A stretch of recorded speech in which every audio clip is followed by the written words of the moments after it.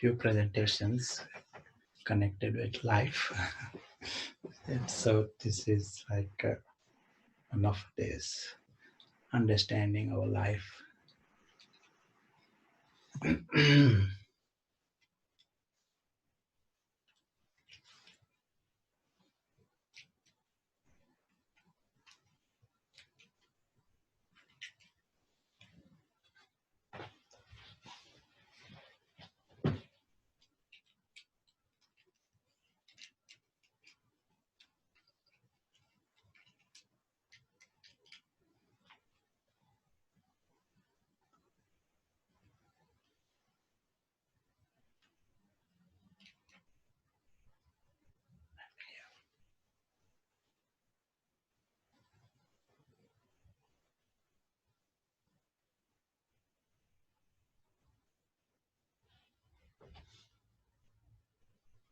Yeah, that's perfect.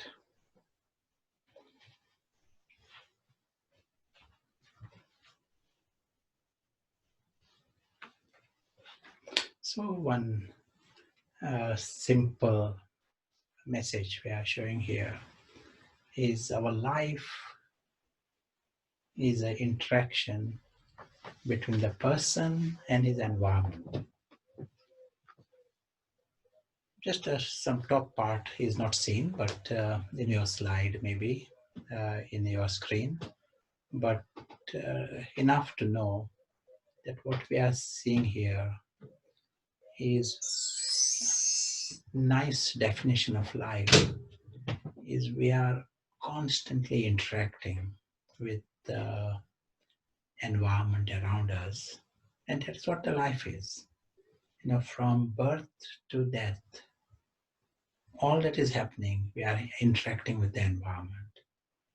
And the environment includes people, objects, position, but also it includes the environment, temperature, um, everything around us, including the chemical of the body. And we are interacting with this whole life, birth to death. So it's a nice definition of life. And we want harmony with the environment. When there is harmony, there is peace. For example, there are people around each one of us, and we want harmony with them, some kind of a harmony. If there is mismatch, it causes stress. There is a job. You want a harmony with the job you are doing. You are interacting with certain colleagues at work. You want harmony there. This is a basic need. Even your dog, a cat, they all want a harmony. And harmony with the temperature of the room. So if there is a mismatch, as is shown here, it causes stress, it causes sorrow. Mismatch with your temperature, it will cause, body will show stress chemicals. Even hormones in our body, chemicals in our body, we want a harmony with them, because that is also part of the environment. And if there is a mismatch, you will experience inside you a certain sorrow. Now, so that there is a mismatch, say, mismatch with people. Some person at work, there's a mismatch. What do you do? Normally, we think we have to change the environment. If the temperature is a mismatch, I'll change the temperature. If the job is a mismatch, I'll change the job. If the person I'm working with is a mismatch, I might work with someone else. Change. If the husband is a mismatch, change the husband. So we think the answer to our riddle is to change the environment. But the spiritual message tells, each time I am pointing one finger outside, you are pointing three fingers at yourselves. So there is a need to check if I do need to change.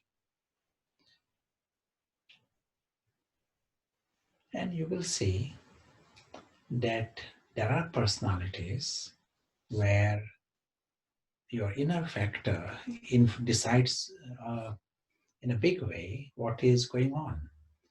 For example, there is one type of personality called type A personality. Another type is called type B, just a ordinary classification. Type A are called stress-prone personalities. And what is happening in them? They are those types who have got lots of demands everywhere. So if they come to your house, they are more likely to be in a bad mood. They will find something, the color of the carpet doesn't match with the roof, so they are in a bad mood. Something is not arranged the right way, the cup is not at the right place. Smallest thing is enough to get them in a bad mood. Whereas type B personalities are more casual. The food is of a certain kind and there's no salt, less salt, some raw food, Greek foods, they are casual. They get on with it. Different variety, different kinds. And they have no mismatch. They are not easily going into the bad mood because of these things. What is seen, at least in one study, type A people have got 7 times more heart attacks than type B personalities. Type A people have all illnesses more than type B personalities. And even in life, type A people have less success than type B personalities. Type B personalities, people want to cooperate with them. Type A personalities, people want to sabotage them. Because that personality is such, it is like constantly demanding, constantly in competition, constantly, unhappy. So people would rather avoid someone like them. Type B people, they naturally attract success towards them. So we get an idea here, there is a factor within us, and that what is happening in type A, they just punish themselves. Same environment, same situation going on.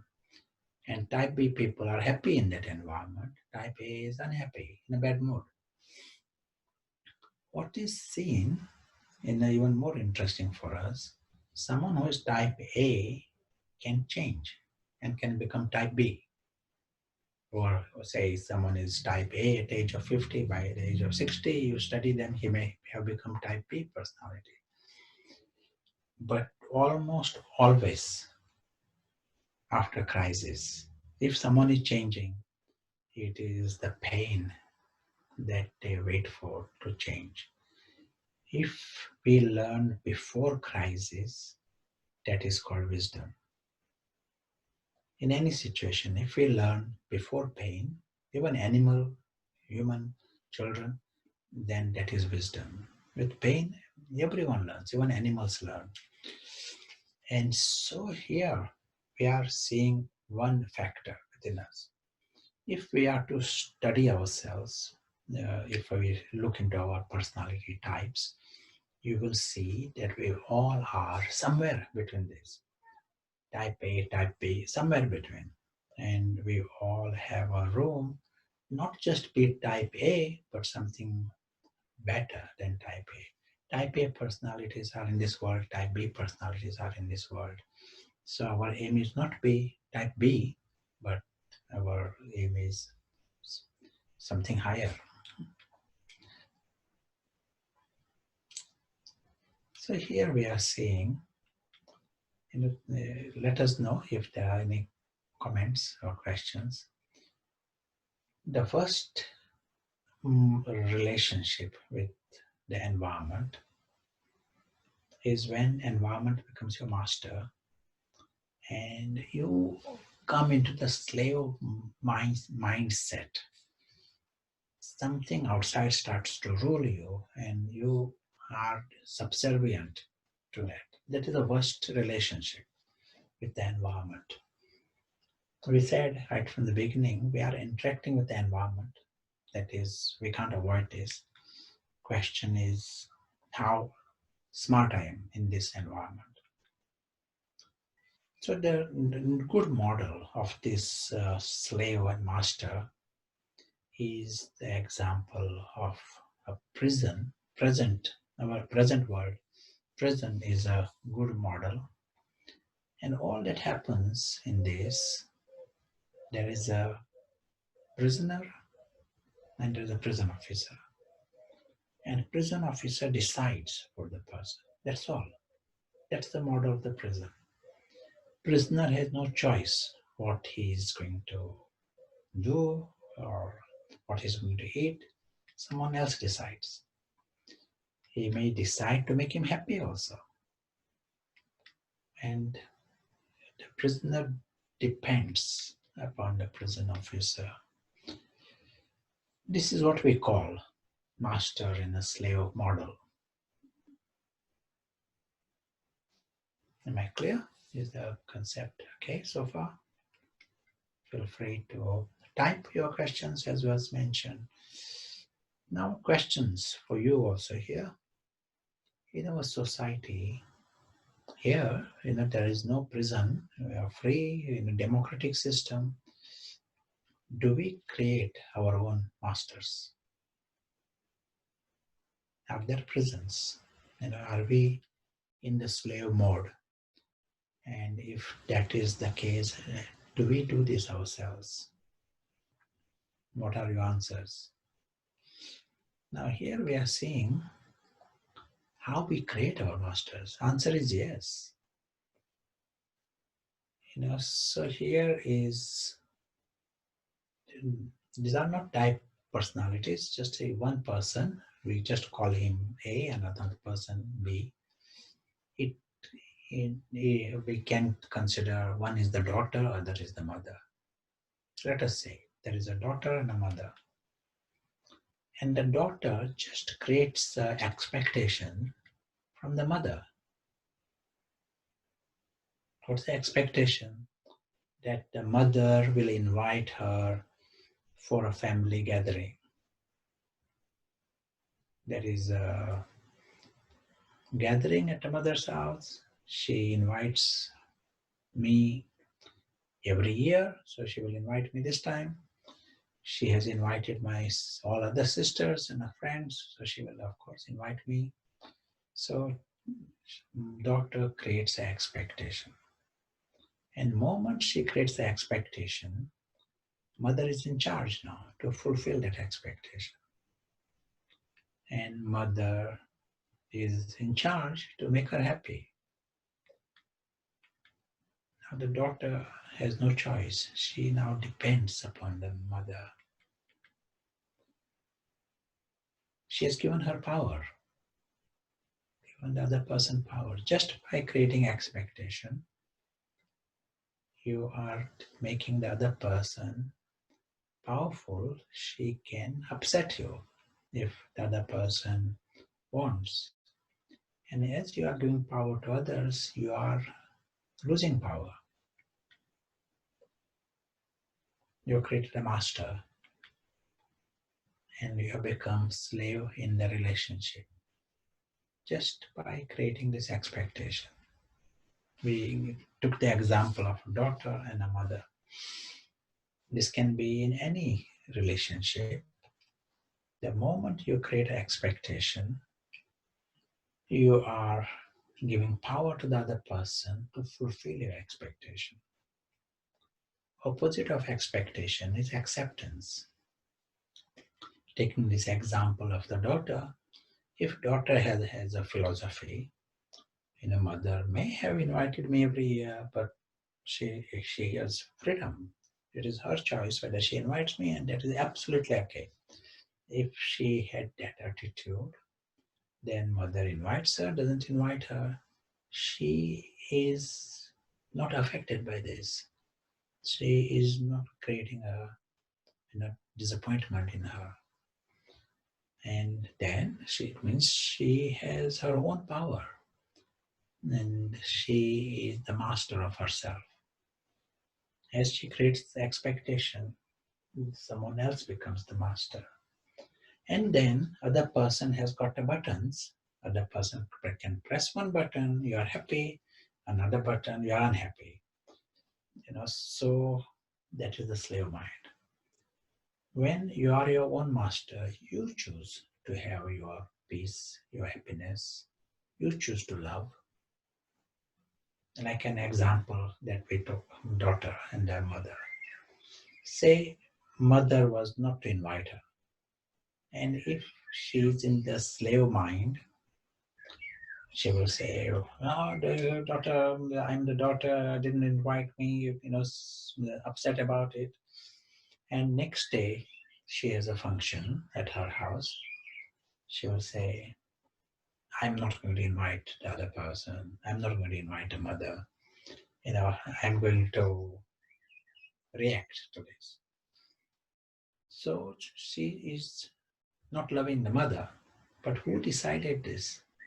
She did not choose to act that way.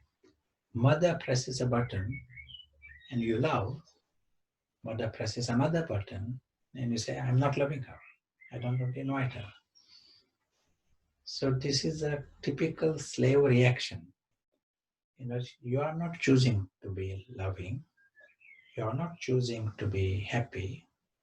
You are not choosing to be content. Someone else has the buttons.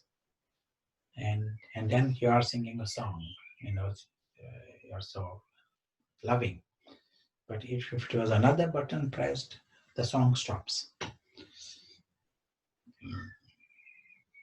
At present, we are too innocent. We go on creating expectations everywhere. We may think we are clever also in creating these expectations. And as we do this, we are creating masters everywhere and become slave in the relationship. Sometimes people are nice around us, we create more expectations. Like, for example, someone is always punctual, always trying to cooperate, always, you just create more expectations and you feel more disappointed if the other person changes things or behaves differently. Closer the relationships, one can create more expectation. And the easy way to get into the dysfunctional relationship. Some of the relationships, husband wife, it can be slave slave. So one person is a slave to another person, other person slave to. So this is double dysfunctional relationship. We have the option to remain free. Relationship is not doesn't need to go to that level of slave slave relationship.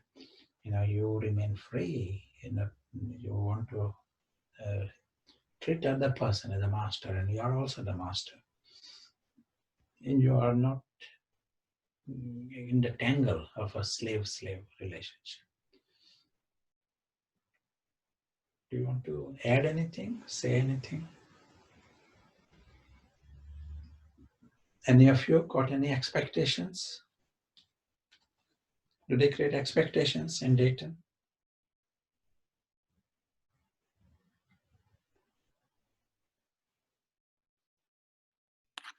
Yes, there is a response that there are a lot of expectations.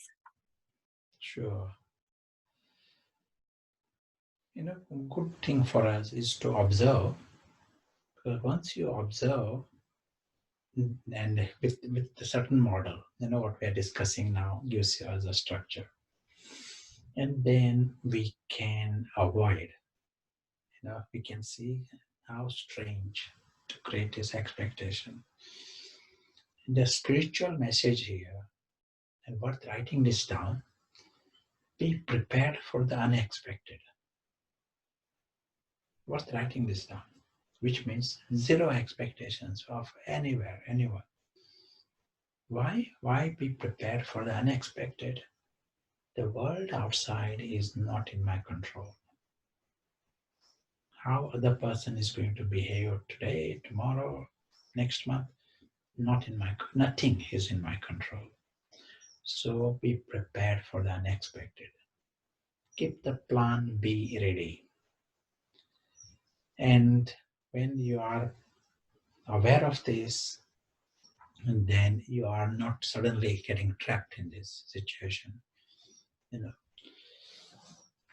know, let me give one example how we externally there can be, master, but internally the slave. Let's say there is a king and he has a servant, and servant should bring coffee to this Mr. King at 10 past 11. And servant is doing the job very well every day. King is happy. One day the servant decides, this king, let us see how much of a king he is, how he is able to deal with this if I don't bring coffee to him. So one day he doesn't bring the coffee. Instead, drinks the coffee himself and goes home. And king suddenly notices there's no coffee. And if he is angry, who is the master and who is the slave in this relationship? If that servant is able to make him unhappy, who is the master and who is the slave? And if he is the slave in relationship, king is slave in relationship, who made him the slave? No one else can make us slave. One chooses to make himself a slave. That's what happens here. He creates that slave mind himself.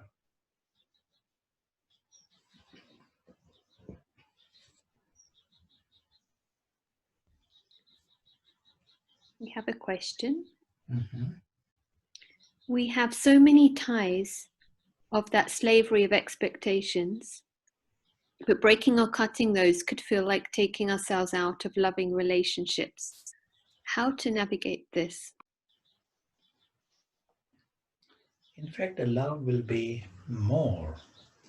It is like our own inner change. As an example, I may be creating an expectation that wife or husband will promised to arrive at 6 p.m. And he will arrive at 6 o'clock. That is your sort of expectation. And he doesn't arrive, or maybe he doesn't arrive at all. And not only late, but arrives 2 hours late. Now, if we are in an ordinary mind of creating expectations and disappointment, then it spoils the relationship. It is everyone is unhappy for a few minutes afterward. Here, you have created the philosophy beforehand. Be prepared for the unexpected. He promises, but who knows? Let us see how the things are going to turn out. And you are prepared that he may arrive 2 hours late or 4 hours late. You are prepared for this. And then he does arrive 2 hours late. You are reacting, you are meeting him, greeting him with happiness, peace, not with disappointment.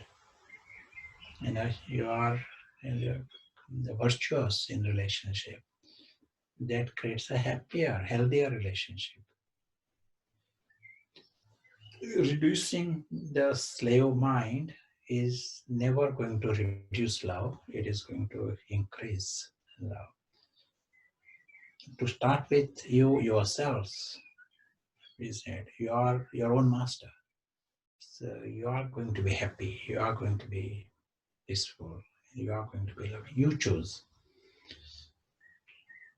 When we create slave mind, not much can be expected from a slave. In a slave may promise you to do something, but no, he has got masters. Masters decide what he will be doing. So here in our journey, spiritual journey, first thing we may have to address is be free. If there is a slave mind at some level, the masters, nothing can be expected at any level, because there are the lower reactions that will happen.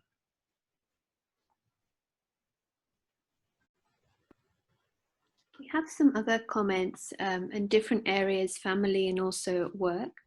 Mm-hmm. So first with family, what is the right approach when family has expectations from the parents but no sense of responsibility?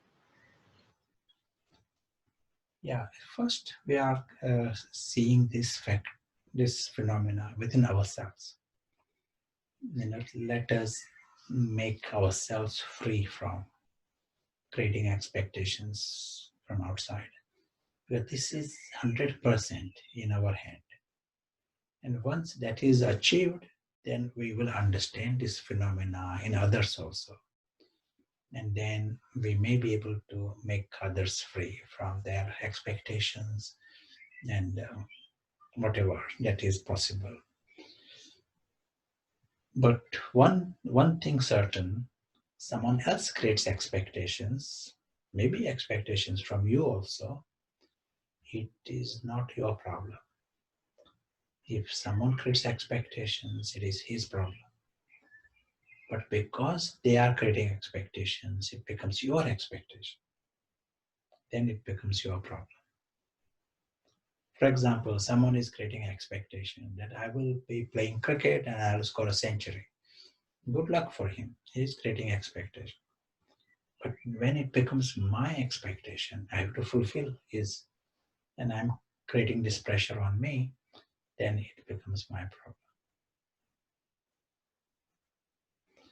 But at this stage, the 100%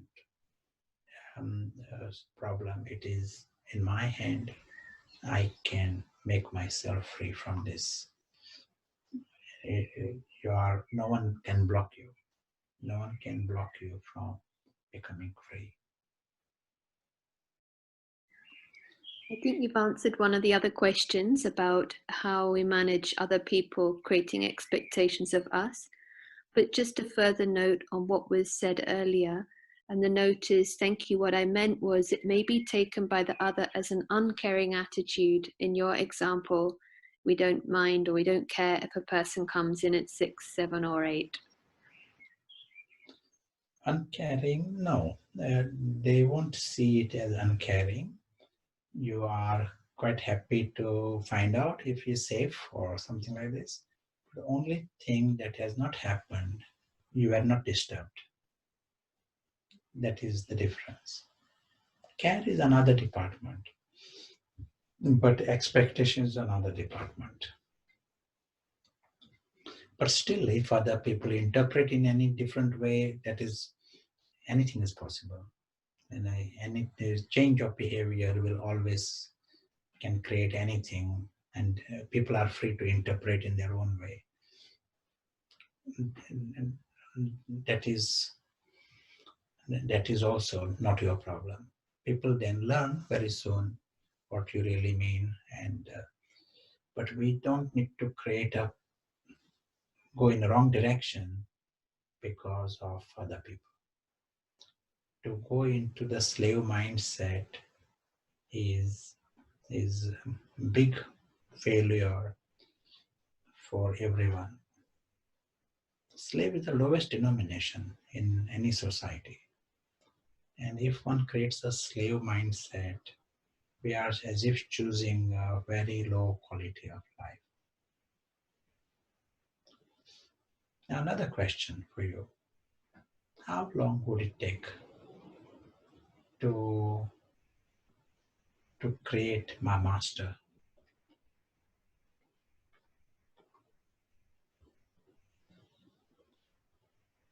It is nice here where I am sitting here. There is a fresh new rain right now, and heavy rain outside. I don't know if you are able to hear it. One comment, a second of realization from your question. And one thought is all it takes. One thought to create a slave. Yeah, sure. Okay, 1 second. That is true. Let me give an example. You know, you are going to your office, and just outside your door, in the entrance, there is one beggar, and he says, "Please give me something to eat. I'm hungry." And you are saying, "Okay, if I miss lunch for one day, I remain hungry for one day. That's fine. You know, I will eat tomorrow." So you are quite happy to give your lunch box to him. So you take your lunch box with a great happiness. You are giving your lunch box to this person. Your calculation is everyone should be happy with all this. Now, step two, this person opens the lunch box and says, "I don't like this. Why are you giving me this vegetarian stuff?"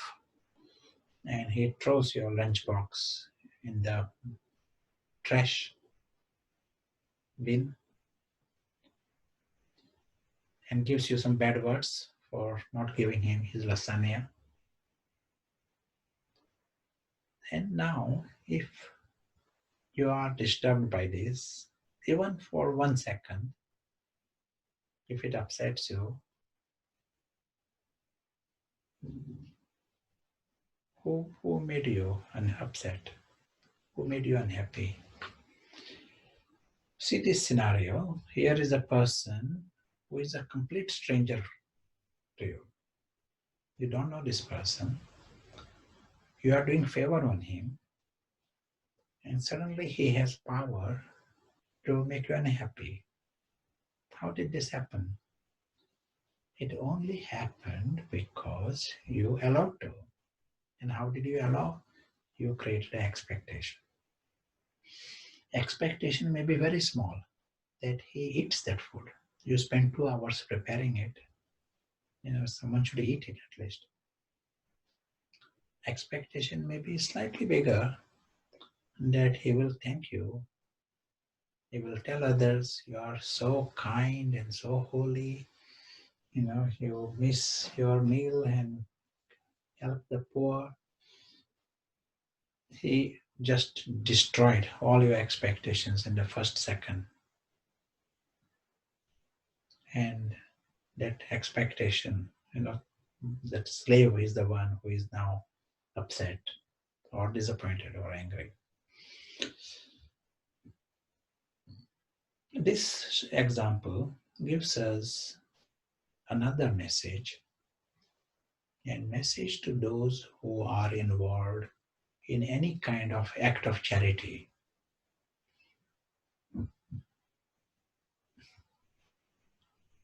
It is acts of kindness and charity and helping others, good actions, good karma.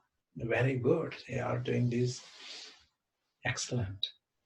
But because you are doing these good actions, do not think that you have a right to create an expectation.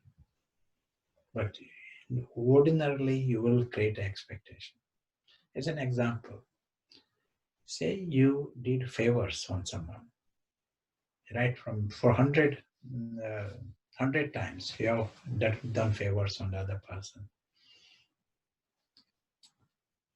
And because you have done this, you will feel it's internally a certain right. Now the other person will do at least one favor on you when you need it. Understand? I have helped him 100 times. All life I've done so many things for the other person. Now he will do at least one thing. And it is possible other person might turn his face around and says, "No, I want to do something different." He's busy, and you will be more disturbed. But why? You know, you do 100 favors, very good. But if you use this as your in logic, you're getting full marks. You did 100 favors, then you should be doing one favor on you. That is full marks. But by doing this, you are creating a slave mind. You are creating a master. And a slave is a slave, and a master is a master. And that is your creation. So this is an area where you may have to pay extra attention. In relationships, it can happen. Parents can feel, I'm doing so much for the children. So I've done so much, right from childhood. I've done, so they are alive because, and then they do not want to do something, one smallest, some favor, and you can feel the slave reaction can come. In Greece, there is a saying, do good action and throw it in the sea. Means don't count it. You've done good action, great. Now we have to forget. Wipe the slate and be prepared for the unexpected. That is the slogan for all of us. Be prepared for the unexpected and deal with the situation from that freedom. So we have a question, if that's okay to come in now. Sure. Relating to how do we manage when we're in a leadership position. For example, if you have to set expectations for staff and they don't meet those expectations, then there's the process of disciplinary action. How do you handle it? How do you deal with it? Yes. What it is, in any situation, maybe leadership at home, every situation, we have the plan and we have the aim, what we want to achieve. For example, you may be planning your team at work to achieve something. In a month's time, they are planning to achieve some certain results. That plan is there. That destination is there. That is very different to expectation. So you are making that plan, you are encouraging the staff, you are training, you are giving all the ideas. Everything is there. And that's great. Having done that all, make the plan B ready. Keep that plan B, second plan. Because with all the best intention, things may change last minute. Suddenly there can be, coronavirus, there can be riots, there can be something. You just don't know what may happen last day. And so keep the plan B ready. And then you are not trapped in the expectation. You are able to accept the sudden different results come.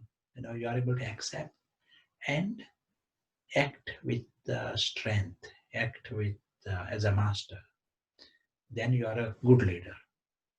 If suddenly other results come and that disturbs you, then you are not a good leader.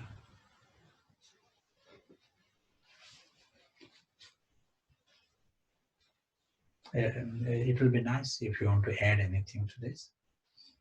Just to highlight the difference between making plans and having an aim and being wise about the results and being able to have the strength to accept the failure also and then act again.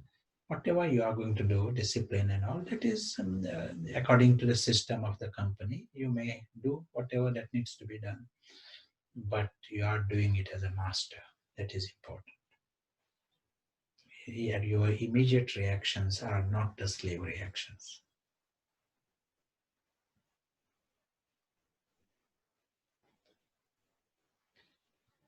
Any other thoughts or comments? Easy questions. Difficult questions you can ask Didi tomorrow. Is that okay? Okay, Bhaiya. Sure, Bhaiya. Absolutely.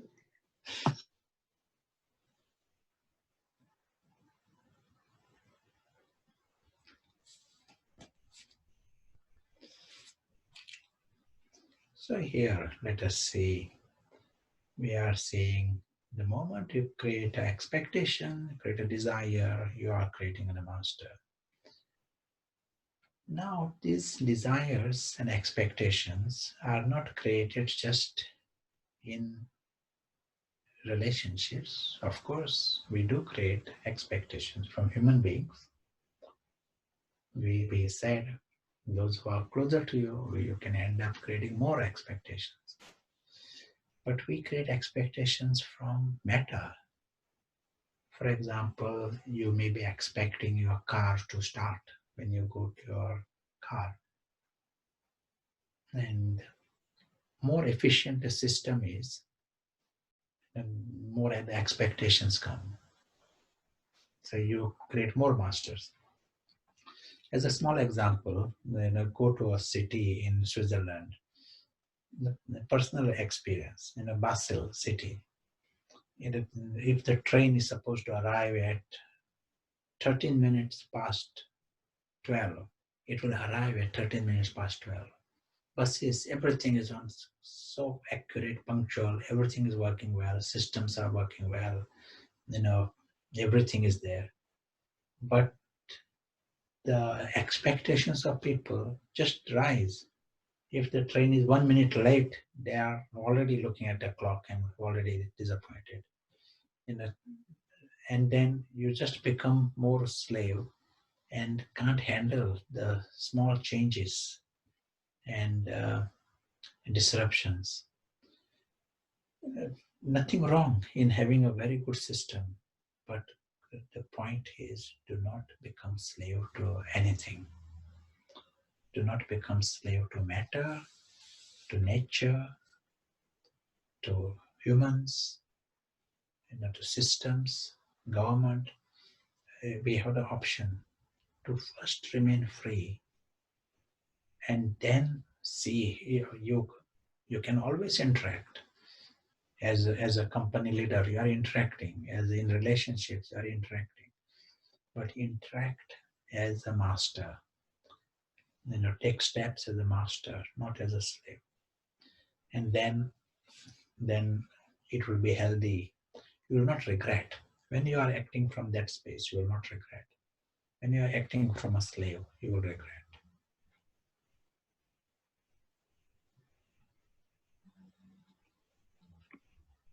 There's a question. Should I ask now? Yes. Related back to the work situation, how should we handle staff who jeopardize, for example, the safety of a client? There is a clear expectation and a consequence. As we said, in every situation, we solve it, and we can solve the situation as a master, not as a reaction that this situation is disturbing me, and that's why I am acting in a certain way. And then it is a weak starting position. But as a master, the situation is not disturbing you. And then you are able to objectively think what is good for the company, what is good for the country, what is good for the other person, what is good for the client. You are able to think objectively. And that is fine. Whatever action you are taking from there, it will be successful because you are your own master. So here we are asking, okay, we agree, great expectation is not the best thing. It creates a slave mind, and we want to be our own masters, agree. Is it possible to have zero expectations in this world? To be in your life and job and people and colleagues and family and zero expectations. Is it possible?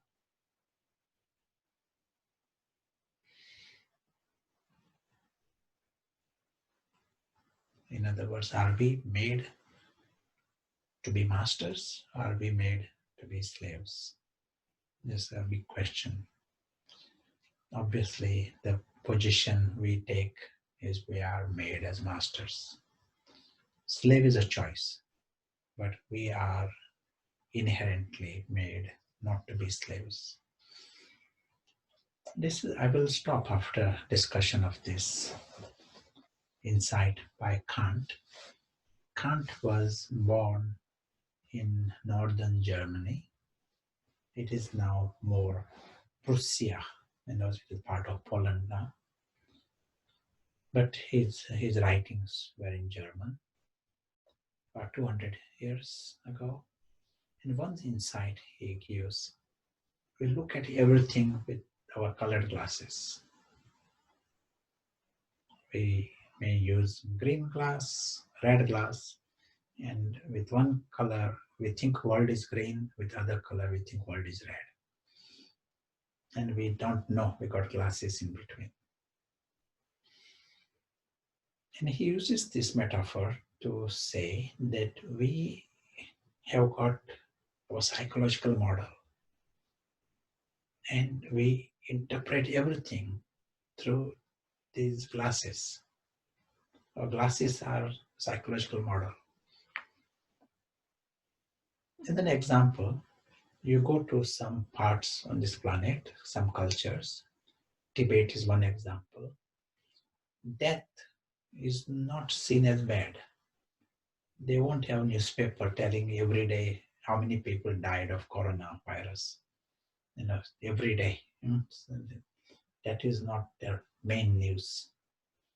Death is not seen as bad. Personal death, they are not having the major fear about that. You go to another part of the planet, that means the worst thing that can happen to you.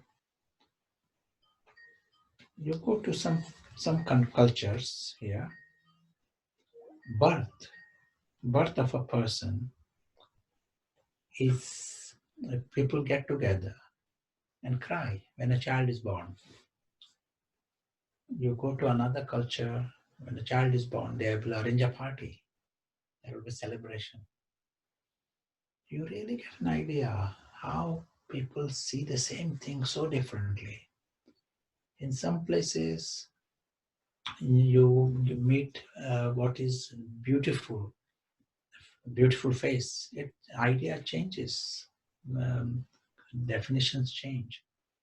In one place, it is one kind. You go to another place, it is different. Across the borders, it is different definition. Before 1920s, in Europe and America, to be fat was a sign of being beautiful. Fat woman is, you might get advertisements on dieting, and that advertisement would be how to put on weight. And now they want to lose weight. They are already skinny and they want to lose weight. Why? To be beautiful. So definition changes. Idea of what is good, bad, what is right, wrong, beautiful, ugly, everything changes as you cross the borders. Glasses are different. And good for us to know this, because you and me, we have got glasses and we didn't choose our glasses. You are just born in a certain place, certain people around you, and they give you glasses. If we were born in very different culture, like say Afghanistan, then your dress would be different, your idea of right, wrong would be different, idea of good, bad, everything will be different. Just you are born in a certain place and people around you give you the glasses.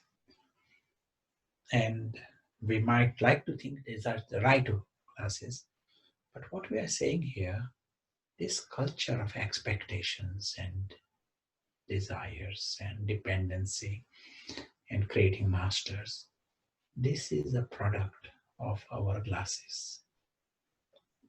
And we may have to question this. right at its roots. What are my glasses now, and how have I have the option to change my glasses? What would be the right glasses to use? I will stop here. I know the time is 1 hour, but it will be. I will create some time to listen to your some thoughts, any comments from you.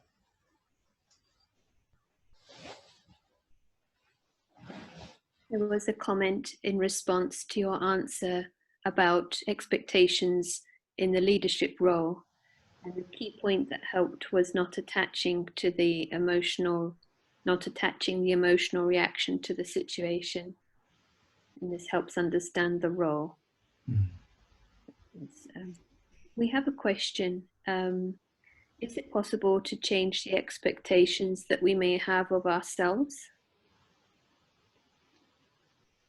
Yes, and as we said before, even these expectations come because someone else is having these expectations. And they have something idea about, and then they become my expectation. I adopt those expectations, and then it becomes my problem. It is good to be free from that, and then you are first able to see. We may have to just understand what are the new glasses I can adopt, and with those glasses you are able to see things very differently. Accept, and an opposite of expectation is acceptance. Making plan is another thing, but acceptance of everything that has happened, that is another thing.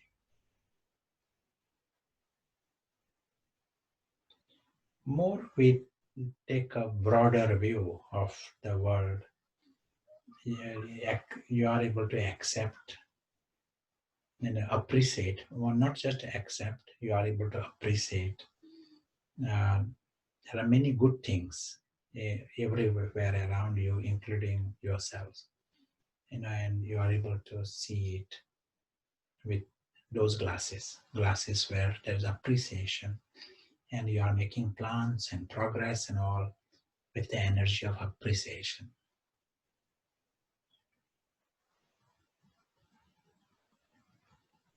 There's a question that's just come up. What about positive expectation for the self? All the expectations, usually they are positive, but by definition, the moment you create expectation, you are giving power to the outside situation. And the word yourself that is used, we may have to question who is the self. Even this situation that is coming here, this is not in my hand. And when I'm using the right glasses, you are able to understand who the real self is, who is watching whom. And when that is more clear, you can accept the situation also. As we said, it appears to be positive, but expectation can make you negative.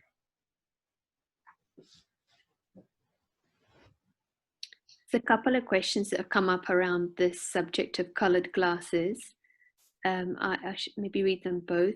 Is there an actual or non-coloured glasses view, or is everything else based on different coloured glasses?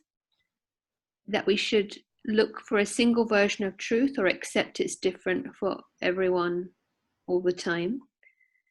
And yeah. Good question.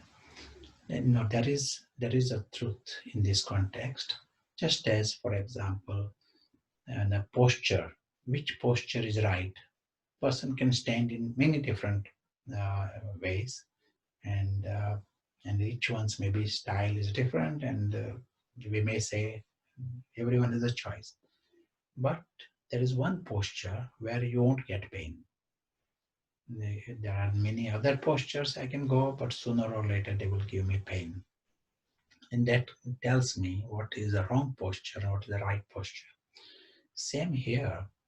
I can have a variety of colors and there are different models, but there will be a posture, there will be a set of glasses where there will be no pain. A set of glasses that will not make me into slaves, that will not bring me into the life of expectations and dependencies. Keeps me free, and as a consequence, no emotional pain, no psychological pain. If it brings me in that space, that would be a right posture, a right classes for me. I appreciate questions. They are very good questions. You may have answered this, but it's also related to the glasses. What will be a good way to change the glasses so that we can see each scene in a positive way? Yeah, very good. To start with, we want to know that we have glasses and I have not chosen the glasses. That is very good, useful realization that I have got this psychological model and I have not chosen it. In other words, I may be wrong. All this life, the way I am seeing things and taking things for granted, the way I'm seeing myself, everything may be wrong. To understand this itself is a big step.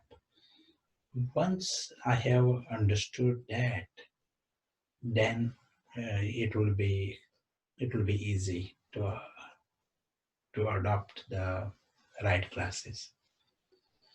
Ordinarily, we become the one of the limitations of our old glasses. We become stubborn in that. Like, I am always right. Everyone gets into this mindset. I am always right. We end up creating some ego based on these classes. But just to have that awareness, I may be wrong. And it is good, better to change the posture now than never. Better late than never. This kind of attitude is healthy.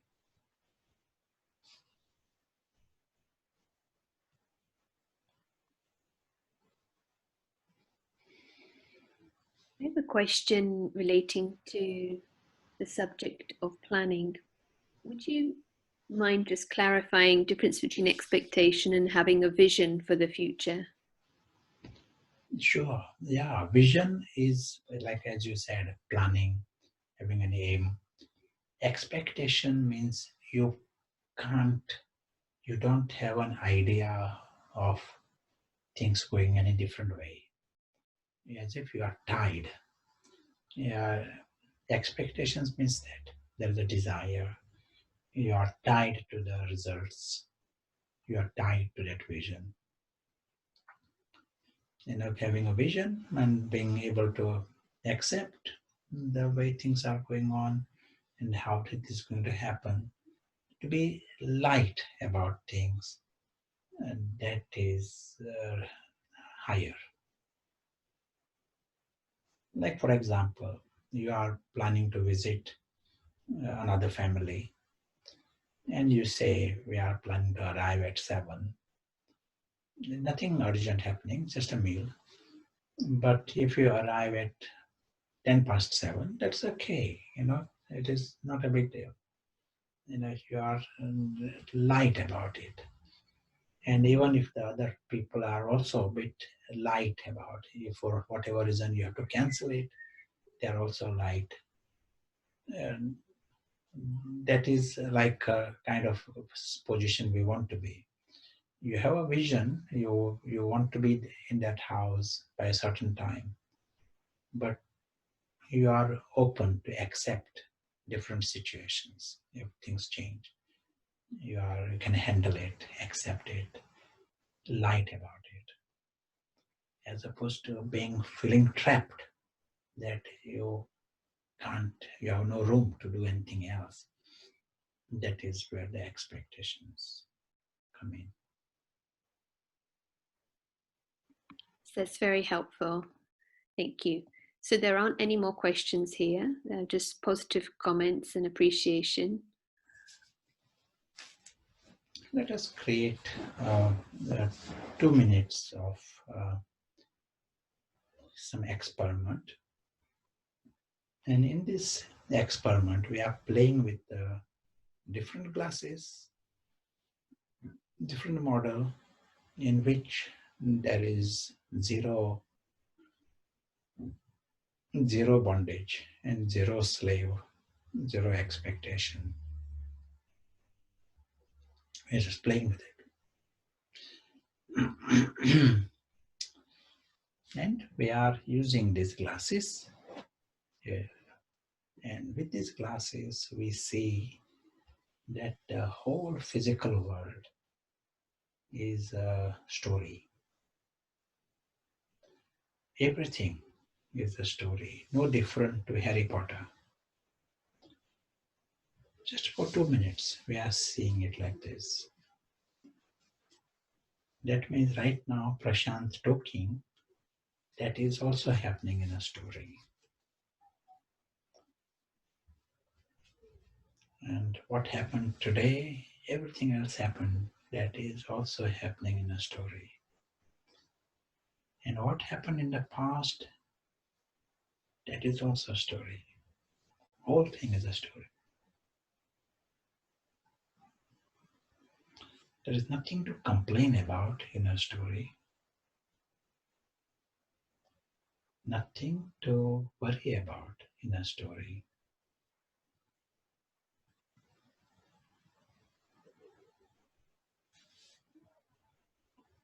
We accept the story as an extra gift. Nothing to complain, nothing to worry about, nothing to be obsessed about.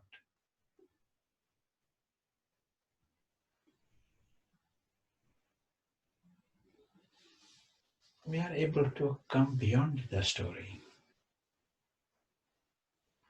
And beyond the story is reality.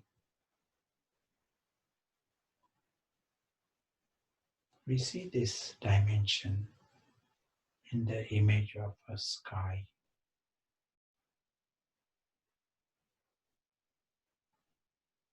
World of light.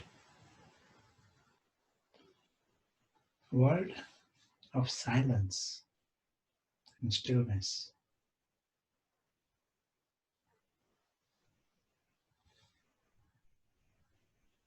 This world is timeless.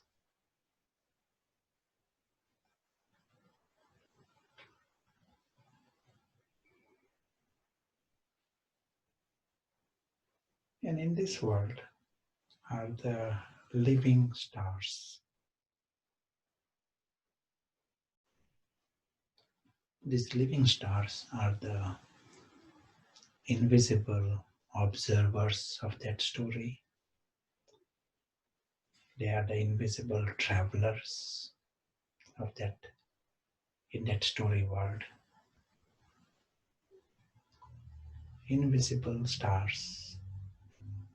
They are the invisible audience of the story.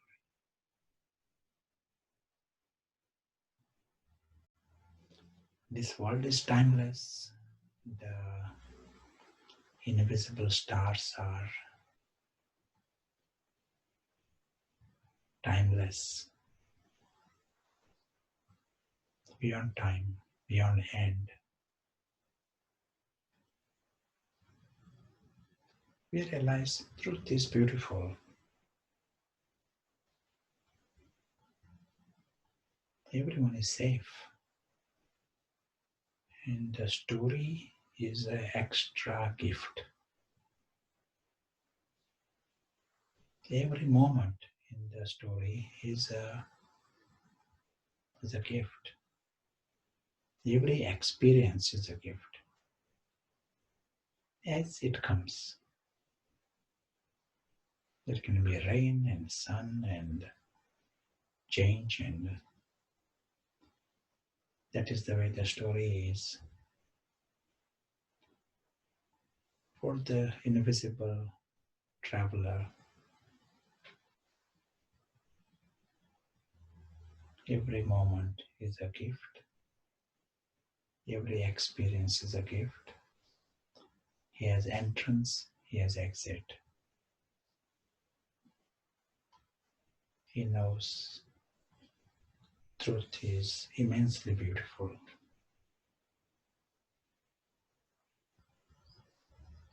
The sky is his home, secure home, and the story is a rich story.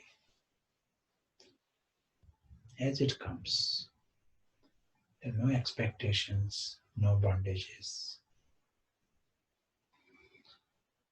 As we continue on our journey, we remember the beautiful truth.